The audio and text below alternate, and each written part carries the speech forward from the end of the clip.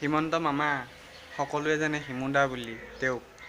তুমি কি আমাৰ অসমীয়া সমাজৰ জাতি ভেটি সন্মানৰ গামোচাখন তুমি য'ত মন যায় তাতে লৈ কেনে বহিবা নেকি? তুমি কি মক্কেল নেকি কেলা? তুমি হ'ব পাৰা স্বাস্থ্যমন্ত্ৰী। অসমীয়া সমাজৰ গামোচাখনক ইমান বেয়াকৈ অপমান নকৰিবা, বুজিছা? হিমন্ত মামা বা হিমুদাই যি কৰিলে আকৌ এটা ফটো দেখাইছোঁ মই আপোনালোকক।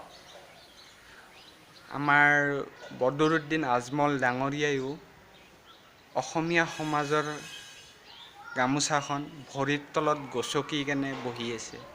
কি বদৰুদ্দিন আজমল ডাঙৰীয়া, তুমি কি বহুত ডাঙৰ মন্ত্ৰী হ'লা বুলি কি আমাৰ অসমীয়া সমাজৰ গামোচাখন তুমি কি ভৰিৰ তলত গচকি কেনে বহিবা? চুদুৰ ভাই কেলা। এয়া দেখিলে দুজন মন্ত্ৰীৰ মক্কেলামী ভিডিঅ' এটা। মই একো নকওঁ আৰু ভিডিঅ'টোত যি কৰে কৰিব আপোনালোকে।